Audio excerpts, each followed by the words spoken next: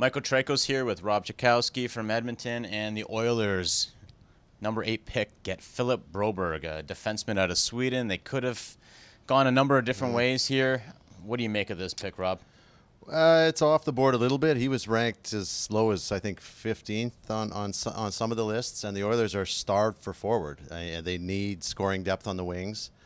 So it caught a little more than a few people off guard that they would go with a defenseman, especially somebody who wasn't, an automatic top 6, 7, 8, 9, 10 pick. But they really like the guy. He's 6'3", he skates and moves the puck really well. And as everybody knows, that's the way the game is going now. You have to have defensemen who can skate and can move the puck. And in 2 drafts in a row, they took Evan Bouchard at 10 last year and now Broberg at 8 this year. So obviously, the intent is to load up at that position, and hopefully a couple of these guys can be impact players down the road.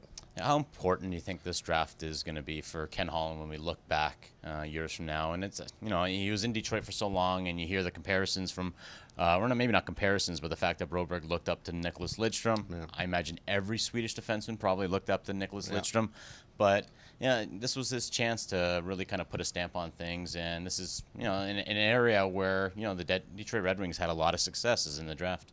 It's a pretty gutsy move for your first ever pick, right? He could have made some of the safer plays. There were still some players on the board there, like I said, some scoring wingers. So for him to just go all in right off the bat and say, I'm taking a guy who was ranked as low as 15th with the 8th pick, when we need wingers, I'm going with a defenseman. So this is one of those that if it pays off, and there's a pretty decent track record of Swedish defensemen in the National Hockey League. They're not all going to be good. But if this guy can be what they hope he will be, then it's a great pick. And if he whiffs on it and Caulfield scores 50 goals in the National Hockey League, then there'll be some I told you so's. But as he was saying, with defensemen, you're going to have to wait 3 or 4 years before you see this guy in the league. If you do it properly. If it's Holland doing it, it might be 8 to 9 years. Yeah, that's right. He's not even sure he'll be in North America for 2 years. He says we might just leave him in Sweden for a couple of years. I mean, Hamilton owns his OHL rights, so they're going to talk about what to do with them on that front. But there won't be an answer to this question for 3 or 4 or 5 years. Right. And just real quick, the status of Jesse Puljujärvi. We know that his agent has already indicated that he's looking for a change of scenery. How much did Ken Holland expound on that? Is there an interest in trading him this weekend? Do you think anything gets done? It's a tough one. Speaking of playing overseas, I mean, he's threatening to go to Finland, and they're saying, you know what, that might not be such a bad thing because he goes there and plays well, and his stock will rise. If they trade him right now, they get nothing. All you can do with that deal is give yourself an opportunity to look really bad. He can go to another team and start shooting the lights out, and you get nothing in return for him.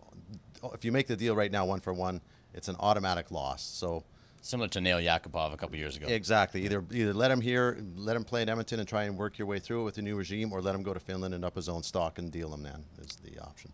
Okay. Well, Ken Holland's probably not done this weekend. He's got a lot of other things to do, and we'll have to check in at the end of the weekend to see what the Oilers do or don't do. For Post Media News, this is Rob Tychkowski. I am Michael Traikos.